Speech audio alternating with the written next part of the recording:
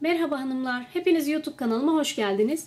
Bugün sizlerle birlikte bu fıstıklı bereyi çalışacağız. Şöyle bakın göstermek istiyorum. Önce lastik kısmından başlıyoruz. İkili trabzanlarla. Arkasından yani şu şekilde ilerliyoruz. Arkasından lastik kısmını birbirine birleştiriyoruz. Ve üst kısma geçiyoruz. Desenlerimizi yapıyoruz. Yine ikili trabzanlar kullanıyoruz. Zincir var arada. Şu geçiş yaparken sonra tekrar ikili trabzanlar 3 adet aynı boşluğa yapıyoruz. Arkasından fıstığımızı yapıyoruz. Ve bu şekilde ilerliyoruz. 5 sıra 3 trabzanlı, arkasından 2 trabzanlı, 2 tane trabzanlı yapıyoruz. Ve en son iyice azaltarak trabzan sayımızı daha sonra da tepe kısmında etamin iğnesi yardımıyla kapatıyoruz. Evet, örmeye başlayalım. Şimdiden hepimize kolay gelsin. Beremiz için gerekli olan malzemeler 5,5 mm tığ, buna uygun yumak, makas ve etamin iğnesi. Beremizin yapımına 12 adet zincir çekerek başlıyoruz. Şöyle tığımıza geçiriyoruz ipimizi. Daha sonra 1, 2, 3, 4, 5, 6, 7, 8, 9, 10, 11 ve 12. Şu şekilde.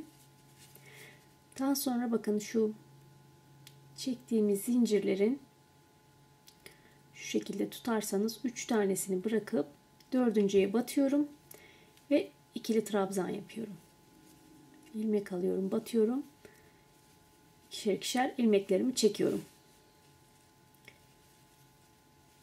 Beremizin yapımına lastik kısmından başladık. Bu şekilde ikili trabzan yaparak başlıyoruz ilk sıramıza.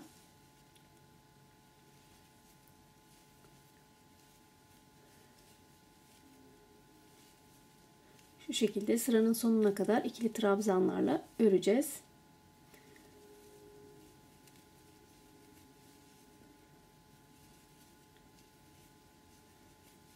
Evet, şöyle son bir tane daha.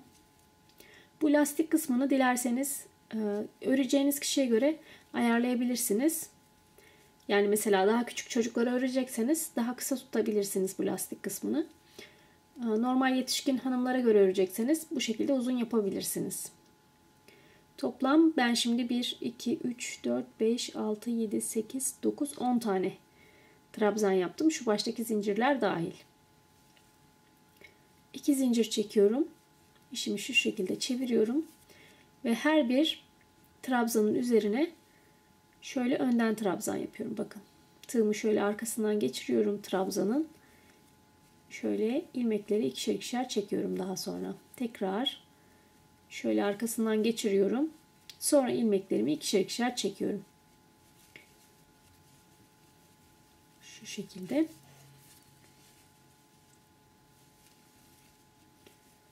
Sıranın sonuna kadar aynı işlemi devam ettiriyoruz. Önden trabzanlarımızı yapıyoruz.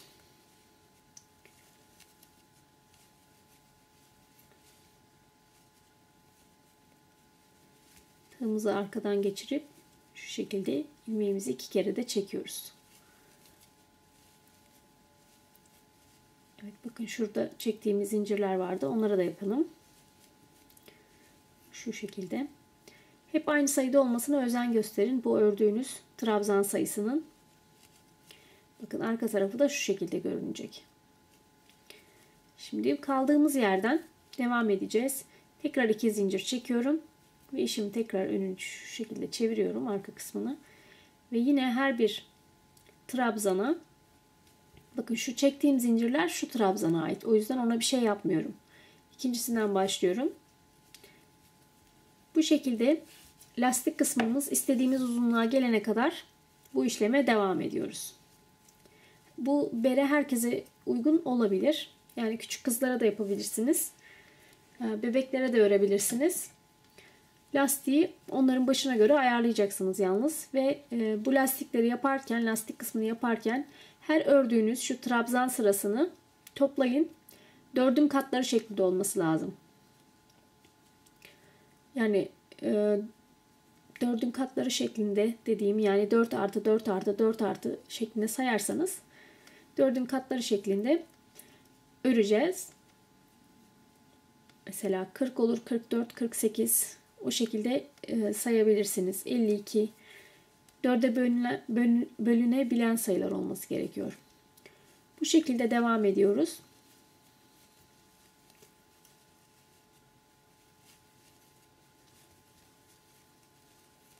Evet, lastiğimiz istediğimiz uzunluğa gelene kadar işimizi işte hep önden trabzan şeklinde ilerliyoruz. Sıranın sonunda 2 zincirle diğer sıraya geçip işimizi çeviriyoruz tekrar.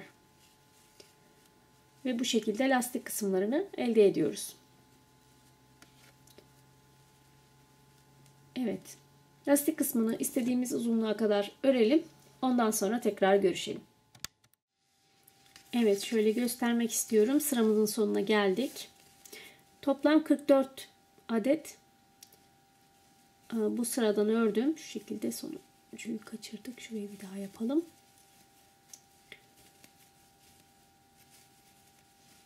İki ucu birleştireceğiz şimdi. Birleştirirken dikkat etmemiz gereken kısım, bakın şöyle çevirdiğim zaman şimdi bu birleştireceğim kısımda tümsek olacak. O yüzden şöyle bakarsanız burayı birleştirirsem saç örgü şu zincir kısım burada olursa olmaz. Çünkü arada bakın şu kısmı görmek istiyorum. Burada ikisinin birleştiği yerde. O yüzden bu taraf içeri doğru olması gerekiyor. Bunun için iç tarafını çeviriyoruz.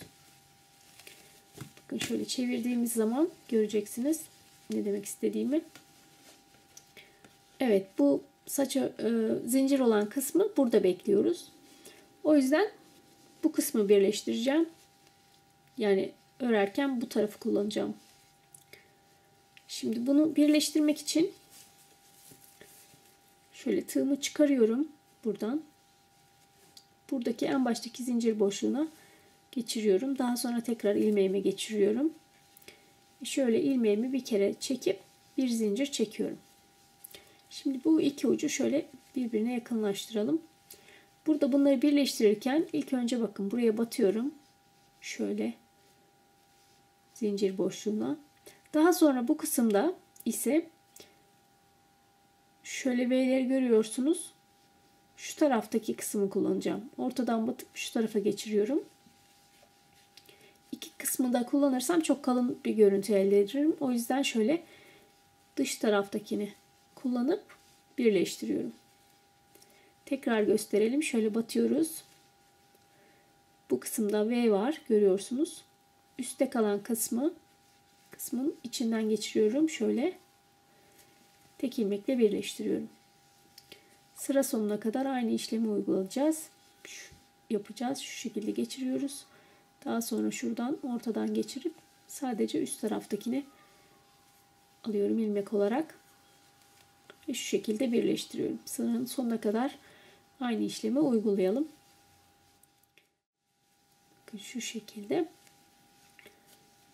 sonuncuyu da yapalım. Şöyle açtığımız zaman bakın buradaki görünen zincirler gibi burası da oluşmuş oldu.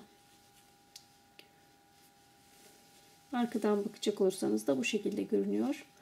Ama zaten artık bu yüzünü kullanacağız. Bu tarafı yaptığımız için. Şimdi bundan sonra şöyle şu ipimizi de saklayalım. Dörder dörder demiştik. Yapalım. Bu trabzanlarımızı çekerken dördün katları şeklinde olacak. Çünkü bakın şu 1, 2, 3 ve 4 tanesi bir motife gidecek. Ondan sonra aynı işlemi tekrarlayıp bütün dörder dörder aynı işlemi tekrarlayıp öreceğiz. Yani şimdi benim burada 44 tane var. Bu da demek oluyor ki hepsine dörder dörder kullanırsam 11 adet motif yapacağım demek. Aynı şekilde. Şimdi ilk olarak şöyle batıyorum. Ve tek ilmekle şuraya bir geçiyorum. Daha sonra buraya 3 zincir çekiyorum. 1, 2, 3. Arkasından aynı boşluğa 2 tane ikili trabzan yapıyorum. Şu 1, şu 2. Burada 2 zincir çekiyorum. ve aynı boşluğa 3 tane bu sefer ikili trabzan yapıyorum. Aslına bakarsanız şu ilk çektiğim 3 tane zincirde trabzan sayılabilir. Yani aynı boşluğa toplam 3 ikili trabzan, 2 zincir, 3 ikili trabzan şeklinde örüyorum aynı boşluğa. Daha sonra bakın şuradaki boşluğu geçiyorum. Bir sonraki boşluğa arada bir tane bırakıyorum. İlmek alıyorum. Bakın. Şöyle bakarsanız şuraya yaptım. Şuraya atladım. Şuraya atlayacağım. Şimdi şuraya yapacağım. Şu şekilde. 1, 2, 3, 4.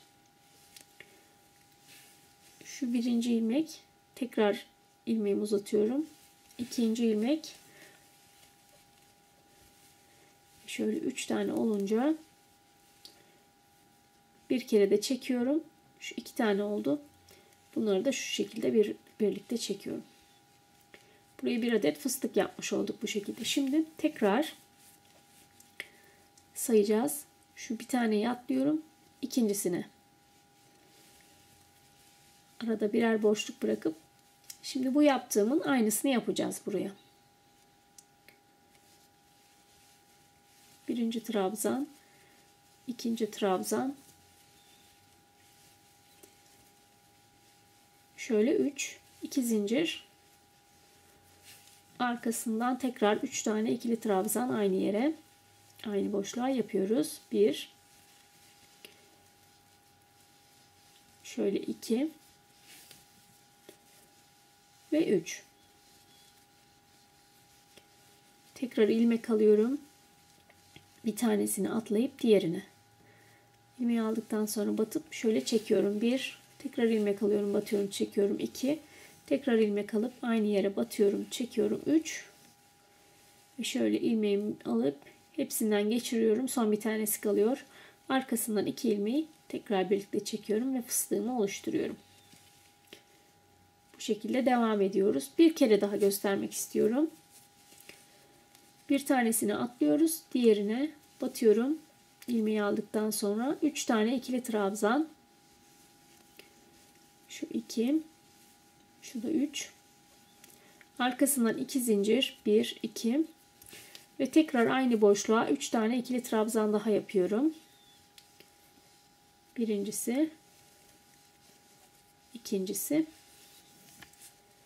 ve de üçüncüsü. İlmek alıyorum. Bir tane boşluk atlıyoruz. Diğerine geçiyoruz. Buraya da fıstık yapacağız. Şöyle ilmeğimizi uzatıyoruz. Tekrar ilmek alıyoruz. Uzatıyoruz. Tekrar ilmek alıp çekiyoruz. Şöyle uzatıyoruz. 3 tane olduktan sonra ilmek toplam çektiğimiz şu şekilde hepsini birden toplayıp bir tanesi tığımda kalacak şekilde toplayıp daha sonra 2 ilmek olunca hepsini birden çekiyoruz. Evet, bu şekilde sıramızı tamamlayalım. Ondan sonra tekrar görüşelim. Evet, sıramızın sonuna geldik. Şöyle bakın. Birleştirirken şu tepeye batıyorum. Şu şekilde bir kere de çekiyorum. Şu ortaya geçeceğim. O yüzden şöyle tekrar tek ilmekle ortaya kadar geliyorum. Şimdi yine aynı motifi yapacağız. Ama burada arada yaptığım şu 2 zincir yerine 1 yapacağım artık. Çünkü 2 yapmaya devam edersem çok genişlemeye başlayacak beremiz. Kalın iple ördüğüm için. Ama siz daha ince bir ip tercih ettiyseniz ve daha ince bir tığ, o zaman buraya 2 zincir çekebilirsiniz. 1, 2, 3 zincir çekiyorum şimdi. Yani şu araları yaparken. Bu sırada da aynı motifi dediğim gibi yapacağız. Tek fark, bundan sonraki zincir sayımız şu 3 tane ikili trabzandan sonra şöyle 2 zincir yerine 1 zincir. Beremizi toplu tutmak için. Yoksa çok yayvan bir şey olur sonunda. İpimiz kalın olduğu için. Şu şekilde 3 tane yapıyoruz. Araya 1 zincir, sonra tekrar 3. Şimdi burada da fıstıklarımızı yaparken yine fıstık yapacağız. Şöyle ilmeğimi alıyorum. Şöyle önden trabzan yapar gibi şu şekilde tutuyorum fıstığı. Şu şekilde geçiriyorum. 1, tekrar 2 ve üçüncüsü. Yine daha önce yaptığım gibi hepsini birden şöyle çekiyorum. Son bir tanesi kalıyor yalnız. Sonra 2 tane olunca şöyle beraber çekiyorum. Görünüş de bu şekilde. Tekrar devam edelim. İlk önce 3 tane ikili trabzan yapıyorum. Boşluğa. Birincisi, ikincisi ve üçüncüsü. Daha sonra bir zincir. Alt sıradan farklı olarak 2 yerine bir zincir. Ve daha sonra tekrar 3 tane ikili trabzan yapıyorum. Birincisi, ikincisi ve üçüncüsü. Ve tekrar fıstık kısmımızı gösterelim. Şöyle önden trabzan gibi tutuyoruz. İlmeği aldıktan sonra altından geçiriyoruz. Şöyle bir çekiyoruz. 2 ve 3. Arkasından hepsini birden çekiyoruz. Son bir ilmek dışında 2 ilmek olunca tığımızın üstünde hepsini birden çekiyoruz. Sırayı da bu şekilde devam edelim. Ve bu şekilde toplam şöyle yaklaşık, ipimiz kalın olduğu için çok hızlı ilerlemek istemiyorum. 5 tane şu motiften oluşturacak şekilde yapalım. Ondan sonra tekrar görüşelim. Yani 5 sıra, toplam 5 sıra bu şekilde örüyoruz. Şimdi birinci sıramızı yaptık. Bu ikinci sıramız. İkinciden sonra bunu tamamladıktan sonra 3 tane daha sıra bu şekilde yapalım. Toplam 5 olsun şu kısım. Ondan sonra tekrar görüşelim. Gördüğünüz gibi 5 sıra ördükten sonra şu boya geldik. Şöyle yaklaşık olarak ölçecek olursak ilk başlangıçtan 15 santimetre kadar örmüş olduk. Şimdi ben daraltma işlemine başlamak istiyorum. Çünkü berenin tam kafama göre olmasını istiyorum. Ama hani böyle uzun berelerden hoşlanıyorsanız, biraz salaş berelerden, o zaman bunu arttırabilirsiniz. Şöyle 2-3 sıra daha. Şimdi daraltma tabii ki birden daraltma olmayacağı için şöyle bakın, yine orta kısma geçmek için şu şekilde geçiyoruz. Daha sonra 3 zincir. Bu sırada alt sıralarda yaptığım şu 3 tane ikili trabzanı 2'ye düşüreceğim. Şu şekilde bakın. 1, 2, 1 zincir. Arkasından 2 tane daha. Şu birincisi. Şu da ikincisi. Sonra ilmek alıyorum. Şöyle fıstığımızı yapacağız.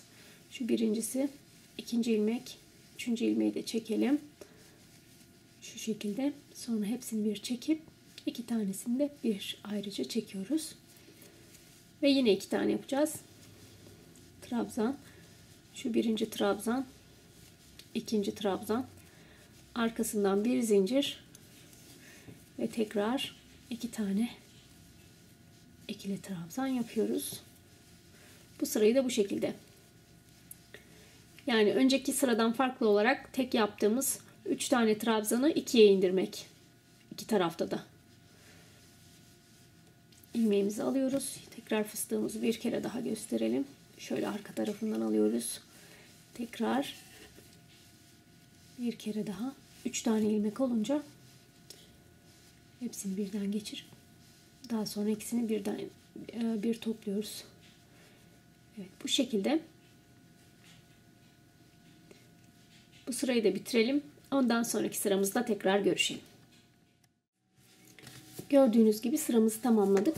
Bir sıra daha aynı şekilde ikiliden yapacağız. Şöyle son kapanışını göstermek istiyorum bunun da. Yine önceki sırada yaptığımız gibi şöyle bağlayıp tek ilmekli sık iğne ile şu şekilde geçiriyoruz. Sonra tekrar şu ortaya geçiriyoruz. Bir ilmekle 1, 2, 3 zincir çekip şu bir trabzan oluyor. Ondan sonra tekrar yanına bir trabzan yapıp bu şekilde bu sırayı da yine bir önceki sırada yaptığımız gibi ikili trabzanlarla aynı şekilde örüyoruz. Evet, sıramızın sonuna kadar örelim. Sonra tekrar görüşelim. Evet, bu sıramızı da bitirdik. Evet, 5 sıra üçlü trabzan ördük. 2 sırada iki taneli trabzan ördük. Şimdi bu sırada da 2 tane öreceğiz ama şöyle bakın, sadece şu 1 2 3 zincir, arkasından bir tane daha yapacağım aynı deliğe. Yani normalde toplamda 4 taneydi bir alt sırada, bu sırada sadece 2 yapıyoruz. İlmek alıyorum. Şu şekilde bir fıstıkları yine aynı şekilde yapıyorum. Daha önceki sıralarda yaptığım gibi. Tek farklılık bu trabzanların olduğu kısımlarda. O da sadece 2 tane trabzan yapıyorum. Ve araya zincir çekmiyorum. Bu şekilde. Bu sıradaki daraltmamız. Sonra tekrar fıstığımızı yapıyoruz. Şu şekilde ve araya, trabzanların arasına 2 tane trabzan yapıyoruz. İkili trabzan. Şöyle 1 ve 2. Bu şekilde daraltmaya devam ediyoruz. Evet, sıramızın sonuna kadar gelelim bu şekilde. Daha sonra tekrar görüşelim. Sıramızın sonuna geldik. Şöyle orta tarafa geçiyoruz. 2 zincir çekiyorum. Ve şu kısmı yapıyoruz yine. Fıstık kısmını 2 3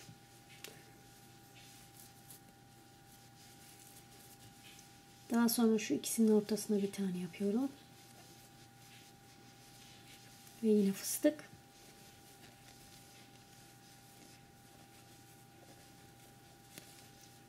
Tekrar şuraya bir tane yapıyorum.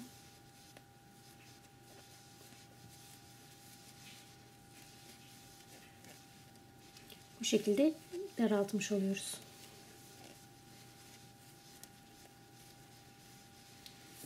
Bir sonraki sırada aradakileri de yapmayacağım. Şunları. Sadece fıstıklar olacak. Evet, sıramızı bitirelim. Sonra görüşelim. Gördüğünüz gibi sıramızı bitirdik. Şimdi sadece fıstıklı yapacağız. Ama yine şöyle yükseltmek için 2 zincir çekiyorum. Onun dışında çekmeyeceğim. Şu 1 2 3. Hepsini bir kere de çekiyorum. Şöyle de bir zincir. Daha sonra tekrar ilmek alıyorum. Bir sonraki fıstığa şöyle alttan 1 2 3. Hepsini birden çekiyorum. Ve bir zincir. Tekrar ilmek alıyorum. Bir sonrakine şöyle 1 2 3. Hepsini birden çekiyorum. Bir zincir. Bu şekilde tamamlıyoruz bu sıramızı da. Ondan sonraki sırada tekrar görüşüyoruz. Bakın, küçücük bir delik kaldı ortada. Şimdi şöyle birleştirirken şu fıstığın tepesini kullanmak istiyorum. Şu şekilde tek ilmekle birleştiriyorum iki ucu.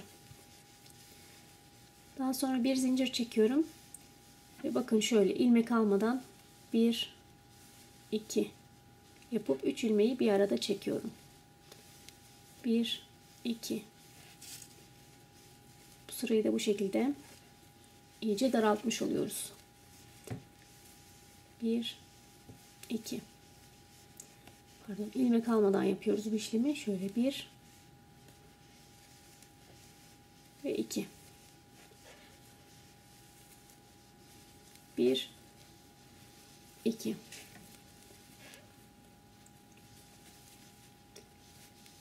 1 ve 2. Bu şekilde bütün sırayı dolanıyoruz. Aynı işlemi yaparak. Gördüğünüz gibi başa geldik. Direkt şuraya batıyorum. Hepsini birden çekiyorum. Artık bundan sonra bir zincir çekiyorum. İpimi kesip vitamin iğnesi yardımıyla dikeceğim. Tepesi kısmını. Şöyle biraz ipimizi uzun bırakıp kesiyoruz.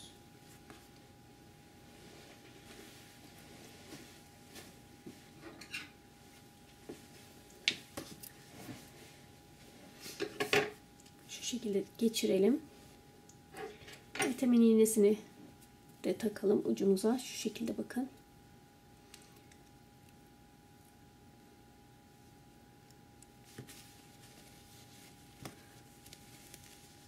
Daha Daha sonra şu orta kısmı bakın şöyle.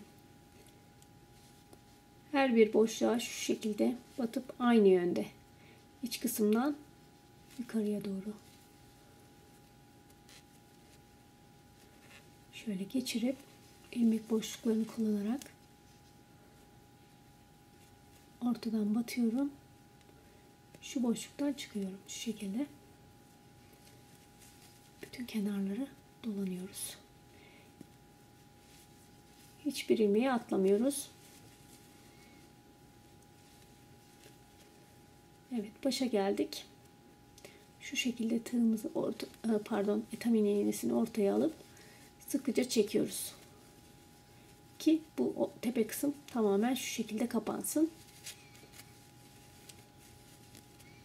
Şöyle bakın. Hiçbir şekilde görünmüyor ortadaki boşluğumuz. Şimdi bunu bu şekilde dikeceğiz. Karşılıklı olarak şöyle birkaç yerinden açılmasın diye. Çapraz bir şöyle bir de şu tarafa doğru yaparsanız açılmaz. Sonra bu ipi birkaç yerden geçirip keselim. İçeride saklayalım görünmeyecek şekilde.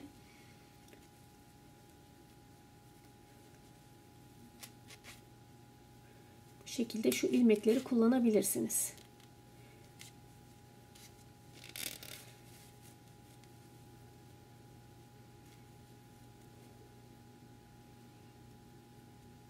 Değişik yerlerden, hep aynı yönde değil, arada yönünü de değiştirin ipin ki açılması zorlaşsın. Şu şekilde. Evet, şimdi kesebiliriz artık. Beremizi tamamladık. Son haline bakacağız.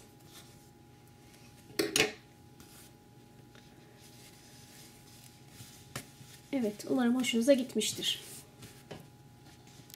Çok güzel bir bere, çok şık bir bere oldu.